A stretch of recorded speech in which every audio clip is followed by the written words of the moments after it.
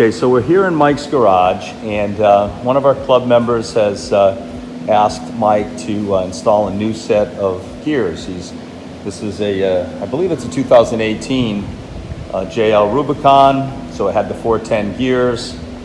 This obviously has the new JL axles, and we're upgrading to 513s.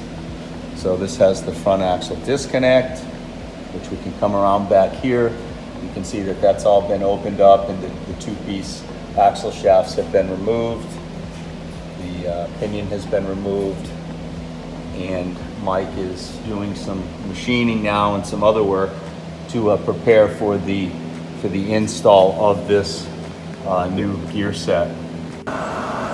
So here's the carrier, and the new ring gear is bolted up, the 513. But what struck me that was so interesting was, you can see on the solenoid, so the JL combines the actual switch that says I'm locked or I'm not locked with the solenoid in the one plug. So this would go through the opening on the top of the housing, and then plug into the coupler and then up to the computer. So where the JK has the special plunger switch in the back with its own separate plug, it has now been on the JL combined. So I thought that was pretty interesting. They've changed how everything is attached and put together. All right, Mike measured correctly. You can see that he added some holes here, so now he'll have this piece to sit right on there, and I can hold it with a bar for leverage, so he can torque it down. And so just one of those things that needed to be done. Make sure the pinion socket that should fit, the nut socket fits in between. Beautiful. Yeah. Nice, so Mike. ultimately, if this ends up working, which it would, I could take these, I could cut the heads off and screw these pins in with no heads and just use the smooth steel part of the bolt. But I think we'll be all right with that for now. Or I get some shorter bolts too and just, bottom them out. I just grab these out of I think they'll be fine. Nice job. It'll give us something to hold on to. Yep. Sure. Okay, Mike. So this here is the front Dana 44 differential, the Advantech, the new JL style. And it's a little bit different than the older TJ and JK Rubicon locking diffs and the way it works. So this one here, I've already pulled off the old carrier bearings. One brilliant thing that Dana did on these new ones is you've got two different size carrier bearings. A little one on the right side, or the non-load bearing side, and the thrust side is still a larger bearing that would be under here. So when the thing goes to drive, it wants to push the ring gear away from the pinion. This larger bearing will still take the brunt of the load. But one thing it does for us that's not so good is it means you've got two different diameter shims. Okay. One on either side, and these go, just like most Danas, these go on the outside of the races. So what that means is if we have to shim one of these differentials, and I'm going to try the stock shims and see how it sets off. Right. If I need to move this differential over, I need to measure and come up with a shim stack that, let's say I need to move over 10 thousandths of an inch. I got to take away 10 thousandths big shim, and I got to come up with 10 thousandths little shim to make that happen, instead of just taking a shim from one side and simply moving it to the other side like we've always done on a conventional differential, and you can just slide shims, kind of like how the original generation ARBs were, with two different bearings, where one was under the bearing, and I just don't know how this is going to work out. Okay. So back to the Mike is just going to mention something in the disassemble with the front axle disconnect. On your new JLs, Gladiators, anything I guess 18 and newer, will have a front axle disconnect on them, an FAD. So you may have seen on the back of your Jeep a box like this, and it simply bolts on to the back of your front axle housing here. This is where your electrical plug goes in. All right, and there's a skid plate that goes under it for what it's worth. This here is a little electric controlled shift fork. This is very similar to the old YJ vacuum system that they had in the 80s, where it would disconnect the right side axle from the differential. The reason they did it, and this is how it works, and I'll talk about the reason they did it.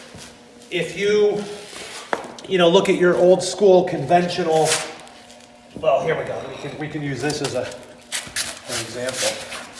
This here would be the driver's side shaft, one piece, seals here, splines into the differential there. This would be the disconnect side. In between here is your differential with your spider gears in it.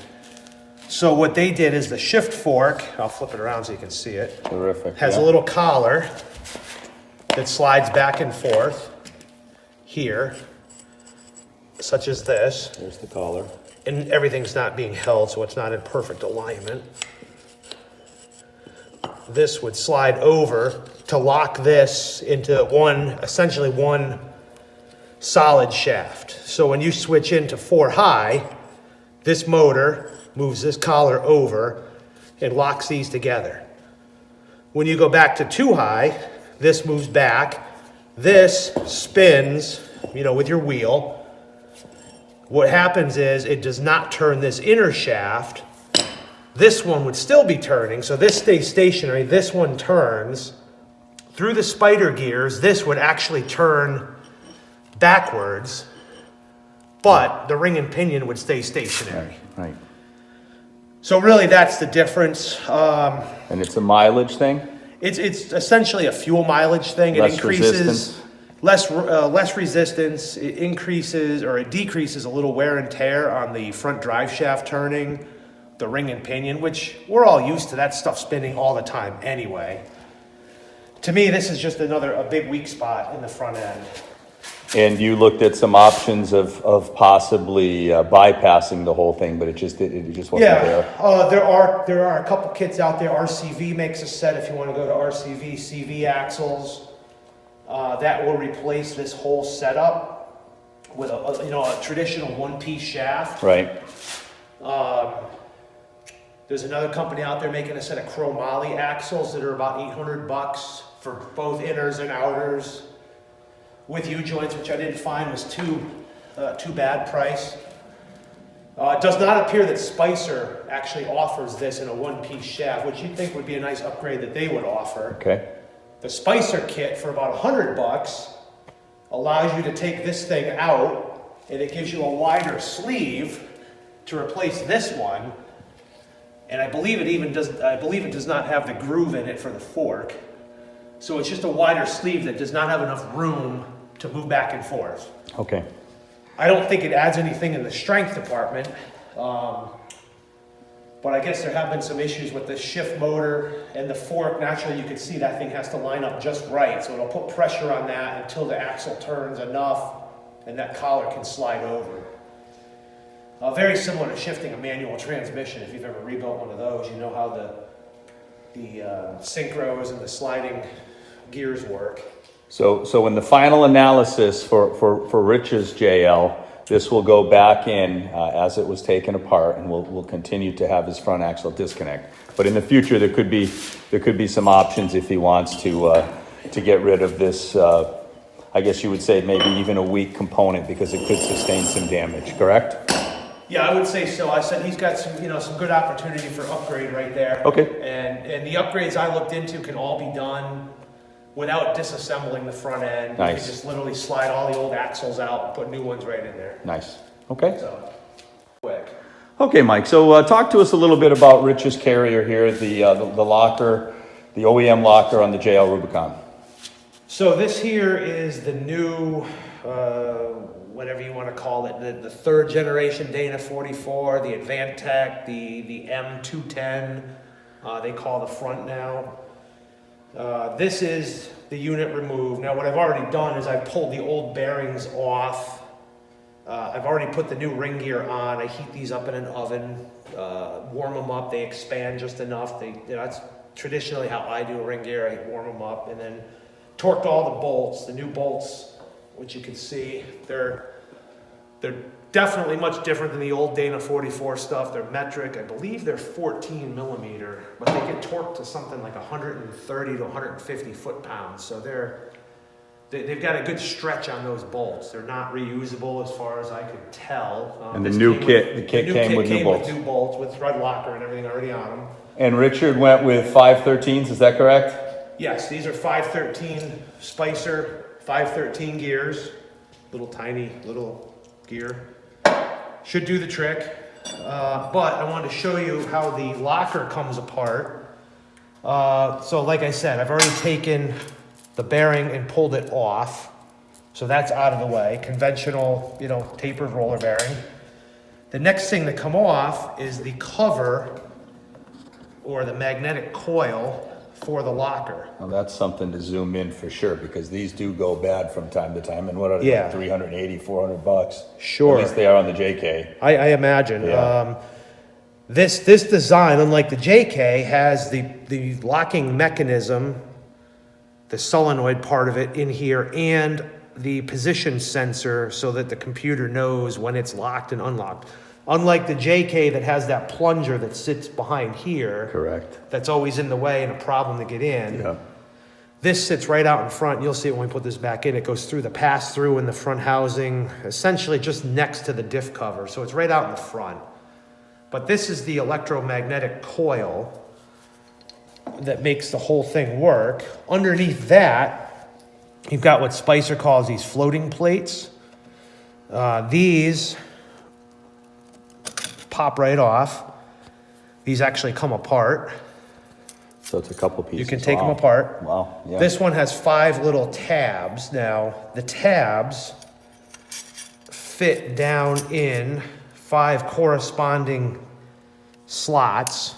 And these, when you push them down, now this one's not turned exactly right. To line up, but normally it would, and when that gets pushed See how down, these move down? They don't move far. Right. These move down, and that's what locks That's what locks both sides. one side gear to the housing. Very similar to an ARB with an air actuated piston. I assume in here is something very similar, but it doesn't have to be all sealed with air because it's done here. That's just pushing. There's a magnet that's separating this disc and expanding it. Correct. Which is in turn pushing these fingers down. And that locks some pins in. I haven't taken one of these apart, but I can assume it locks one of the side gears into the case so that it can't turn. Therefore, nothing in there can turn. You've eliminated all that side gear action. And then to put this back on, I just have to find my scribe marks. I scribed this. I don't know that it's 100% necessary to scribe it as long as these 5 fingers fit down in there, and we just kind of push it down in all the way, such as that. And then this floating piece now, once it's on there, this is kind of captured, but we still need to line it up. There's 3 tangs on here. Right. They need to line up on the outside of the solenoid coil, and the coil, this little slot where my finger is, Right. has to fit down over this anti-rotation device To hold that in place. So it to doesn't- hold that in place, and then it's all back together. On the JK, it uses that vertical washer that's mounted to the 2 bolts on the bearing end cap that stop it from rotating. Nice. And that appears to be it. Very Now we're good. back together. Very good. This, you just want to make sure everything moves here nice and free, and it does. So And now we're ready. You can see here, we're pushed on flush with this step in the case, so we're ready to put a bearing on here. Bearings next, and you can see that the ring gear, the new ring gear, was bolted on last night by Mike and his son, and all torqued up, and the Loctite was used as well, right? Yep, To the proper torque spec. Thank you. and that's it. Okay, so what Mike's done is he's grabbed the driver's side axle shaft to show how that actually goes into the carrier. Yeah, so just just to test it and make sure that it's back in together. See, I can turn this, right? We're spinning our spider gears inside there. I don't want to let go of this too much and have this thing fall over. Now, if I push down on this lock plate, now I can't turn it. Now it wants to turn the whole thing. The whole thing, so there it is in the lock It's hard to mode. picture, but I'm rocking it back and forth. I Yeah. literally cannot turn the side gears. And then if I let go, turn again. And Nice. it only moves not even a quarter of an Not inch. even I would a guess quarter if of we an somehow inch. measured that, Yeah. it's 3/16 of an inch. 3/16. I'm sure it's like 6.5 Yeah. millimeters. Yeah. Anyway, that's how that All works. right. I'm just putting the solenoid on and lining that up. The one thing I did notice, you gotta make sure that that thing drops down all the way. Otherwise, you'll have a problem. So it sits flush. Right here. So when we go to press the bearing on, we don't break anything. Correct. So next thing to go on is that bearing. And these bearings just get pressed on till they're fully seated, correct? Pressed on, I've each already side. got a tube here that fits over. This one's a little bit long, but it's the one I had. You're right. So it fits over the pilot, the hub on the carrier, and it fits. The important thing when you press these bearings on is it fits inside on the inner race. We don't want to push on the outside cage and dent it. Yeah, so he's not on the cage, he's on the inside Right. piece. So when we go to put this in the press, That the all key is spins that we can nicely. keep this spinning free. Correct. And that is just a traditional tapered roller bearing, correct? Yep. You see, that was the weirdest part of the whole thing was they used two different size carrier bearings for fuel mileage, and I don't know what they were thinking. When you go to put torque to it, the ring gear sits here, and the pinion obviously is in there. When you go to rotate that pinion, it wants to push the ring gear away because there's a ramp to the teeth, right? So it wants to push, it wants to separate the gears. So what they did was they kept a larger bearing on the ring gear side, which will still, as I'm pushing that way, it'll still take that thrust load, but you can imagine it increases load on this, it decreases load on the other side bearing. So what we're discussing here is, as opposed to the JK, where both these bearings are the same, as we're looking towards the front, we're looking towards the rear of the vehicle at the front axle, the passenger side bearing is much, much larger and beefier than the driver's side to Mike's right. And you can see that. That's amazing, the difference in the two bearings. just looking at the diameter of the races. Wow. And you can also, if you turn around, Rick, you can see it here in the bearing caps too. So there's the passenger side bearing cap. Look at the size of that So that thing. goes with Yep. that.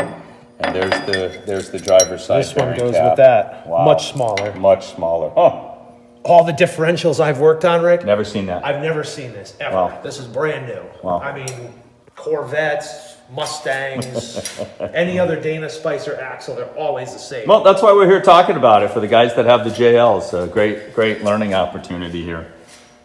I was talking to Mike, and I want to talk about this because I've changed my inner axle seals now, and I'm going to be doing it again on the JK. So this is Use some better light. So this is the driver's side, and the inner axle seal on the driver's side is right there. But you'll notice here, you don't see it. What there is a plastic tapered piece in there so that when you put the axle shaft in, it hits this little ramp and it goes up and it lines it up nicely into the splines. So you can actually see the taper right there. So that's really interesting and quite different. But now if we go around to the inside here, okay?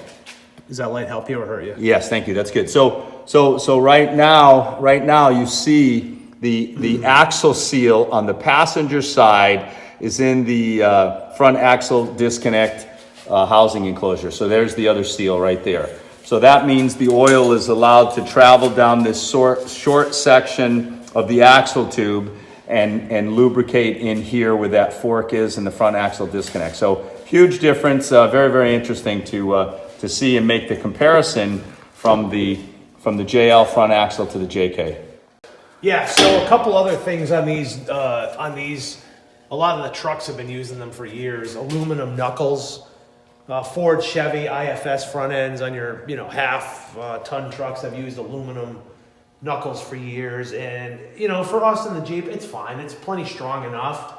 The problem came about taking this thing apart, which has only got, I don't know, 50 or 60,000 miles on it. You've got an iron unit bearing here. So cast iron unit bearing in an aluminum knuckle. It does have one little O-ring. No? Oh, it does? Nope, I guess these don't have an O-ring. Okay. Anyway, dissimilar metals. These things corrode like crazy. Corrode, and it makes it really difficult to separate it. I mean, obviously, once you got it separated, you can put some anti-seize on there, and you won't have a problem again in the future. But so when I put them back together, I got to get a wire brush on a drill, clean all that out, clean up that side of the unit bearing, anti-seize this.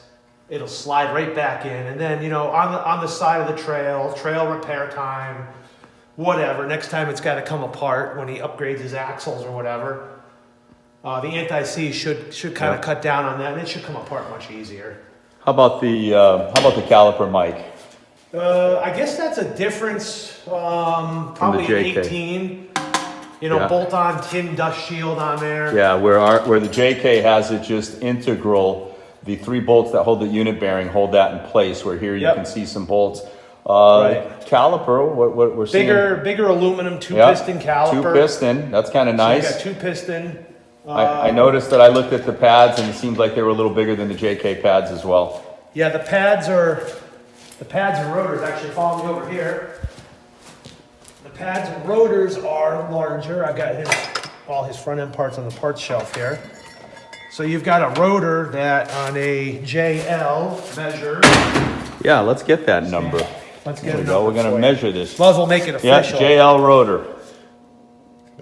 I'll call that 13 inches. 13 inch. 13-inch rotor. Obviously vented disc. It's I'm sure in millimeters it's something 26 or 7, but it's about an inch and an eighth. Inch and an eighth. Thick. And pads are. This is kind of beefy. I mean, this is on par with, you know, a half-ton, you know, pickup truck front end. Huge improvement there. You got to give them some credit for that. The bigger diameter combined with the, you know, larger surface area has a lot more clamping force. Yeah, I like it. That's a good move right there for the JL. So we'll put that one in the win column. All right, that's a win. Here is the little skid plate I was talking about that covers your, sits in the Jeep. If the front's that way, this is your axle FAD device. And it's got this little here. So at least they did make an attempt at some kind of little skid plate to protect that. It's nothing more than, I don't even think that's 1/8 inch. Yeah, it's pretty thin, but it's something. I'm sure there's an aftermarket one available too to protect that little electric motor that moves the fork and engages and disengages the 2-piece passenger side axle shaft. Yeah, you know, you watch a bunch of YouTube stuff on these guys that are modifying these, and I don't know how much caster change you do, but when guys do a lift on them, they're saying how they've tilted the front end a little bit. Good point. To maintain some of their caster, which if they're going stock caster, that shouldn't have come any closer to the ground than it is now. But some guys are saying that thing hangs down low and they're whacking them on rocks.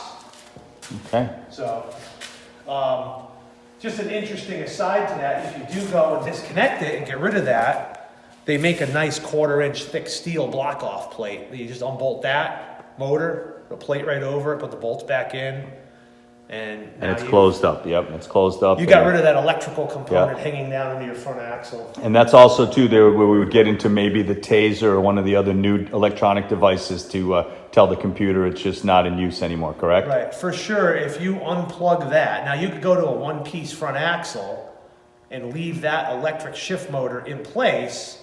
And the computer doesn't know the difference. It still sees, all it sees is that shift fork's moved over. It indicates that it's in the locked position. Everything's happy with the computer. Even unlocked, it doesn't care that the front axle's turning.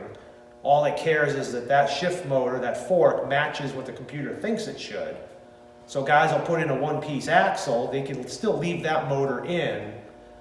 But if you do take that out, you're going to need something like a taser or some kind of a programmer to program out the FAD system out of the Jeep. Otherwise, you're going to have all kinds of trouble codes come up with your service, 4-wheel drive, probably traction control, maybe ABS.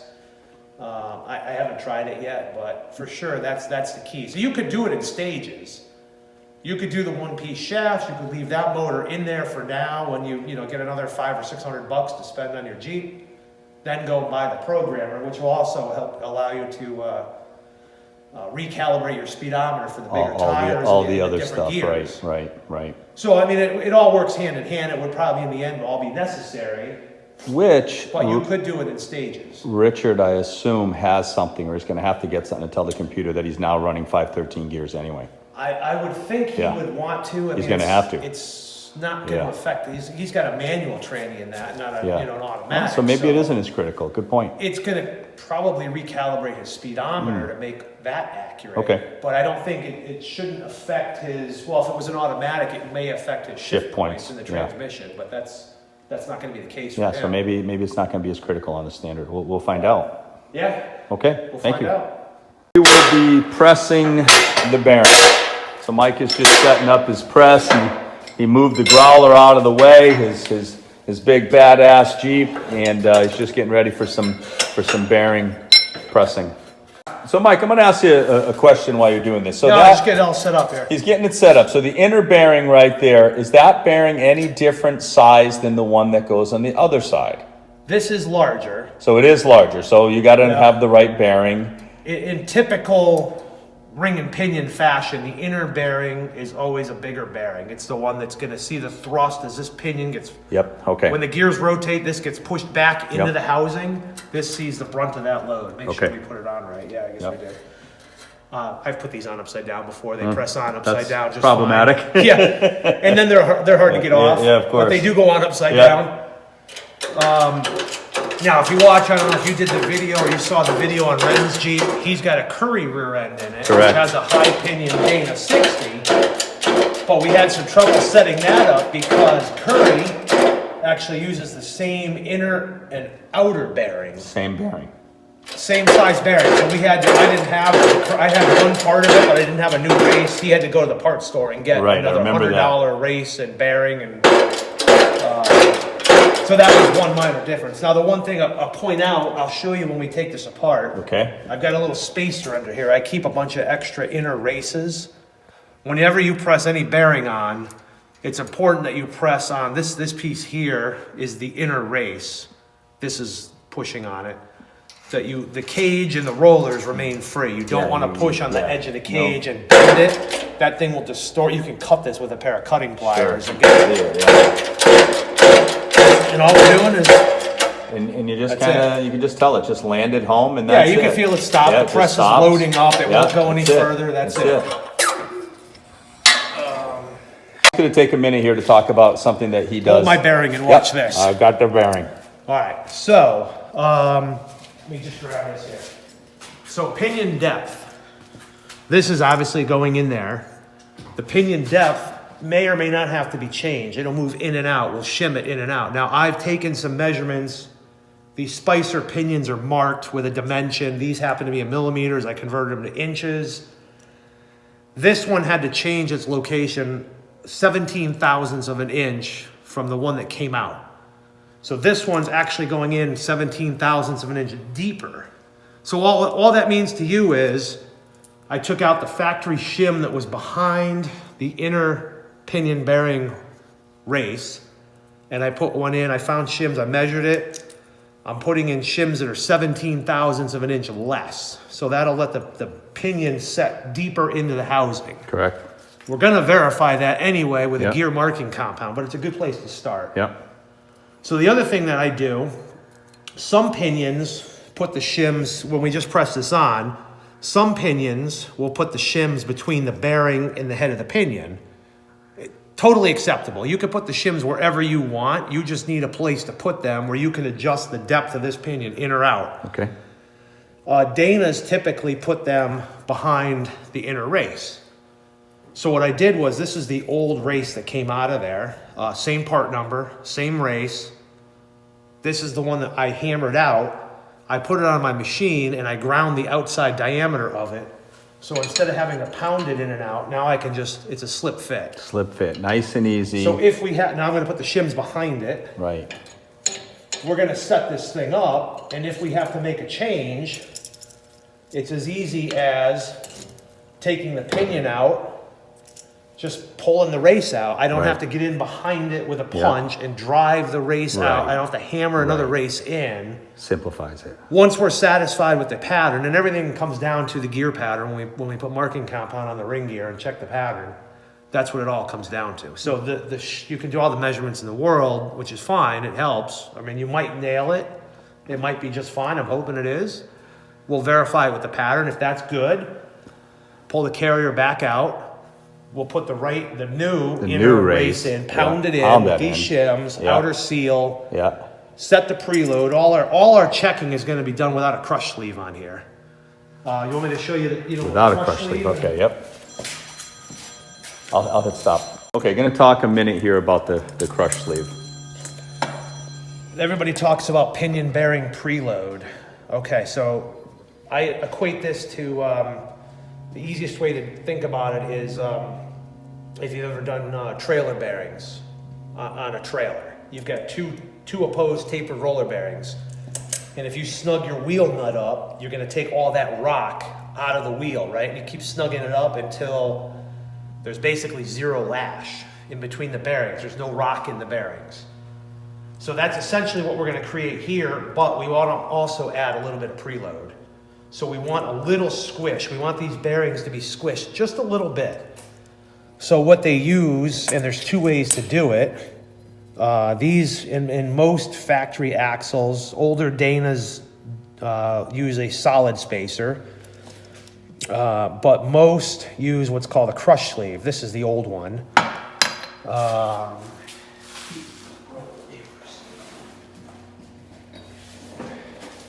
This is the new one. So, I mean, if you were to look at these, it's very hard to tell. Yeah, I think maybe the camera's showing maybe 1/8 of an inch, 16th to 1/8 of an inch difference. Yeah, there you go. You can see there's a difference. This The new one one's on the here left. is new, not crushed. Not this crushed. is the old one that came Right. out. So what you do is you put this on when we do final assembly. New crush sleeve goes on, outer bearing, then yoke goes on, right? And this is where we're going to tighten down the pinion nut. And for setup purposes, we're going to use the old nut. When we do this for final, I've got a new pinion nut that came with the kit. We'll have the seal in there already. And what we do is we tighten this down until this squeezes and it holds the bearings at the right distance apart. You put enough pressure on them, and the way that's measured, and I'm just going to put this new one back over here. So it's measured with.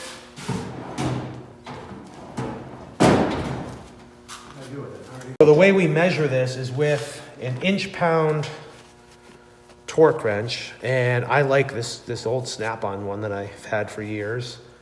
So we'll put our, the pinion will be in there. We'll put our socket on it. We'll put this on here, and I don't know. Can you see that? Because I can hold this Right into the dial. There we go. So we're going to turn this thing, and let's say we don't have enough crush on there yet. You can see the dial hasn't moved, right?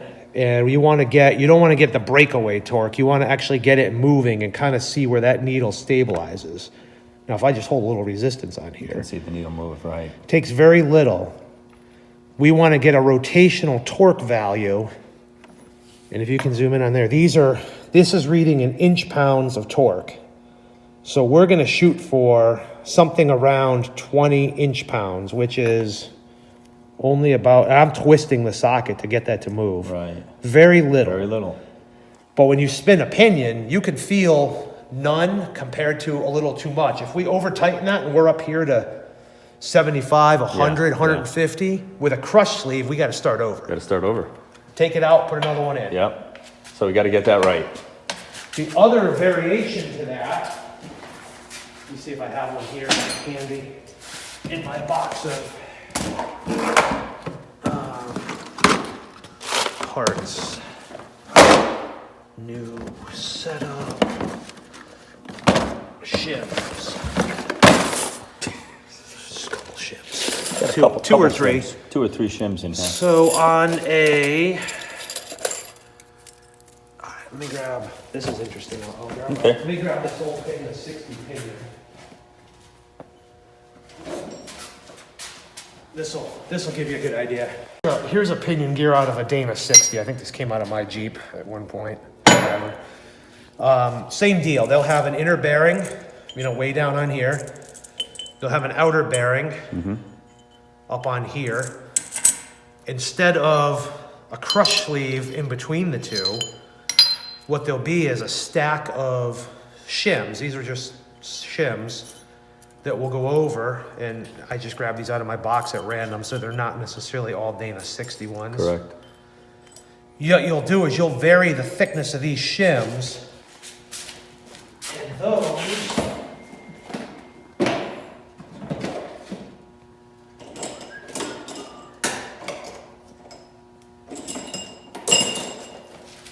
will sit in between the bearings.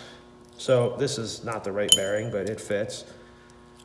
And what that'll do is then what you'll do is you'll crush the yoke down on here with the nut, and that's basically a stop. It can't go any further. Yeah, it can't go any further. Once you crank it up, you've got what you need because you already preset it up. Now the problem is there's no way to measure this. You'll still measure it with the inch-pound torque wrench the same way. Yep.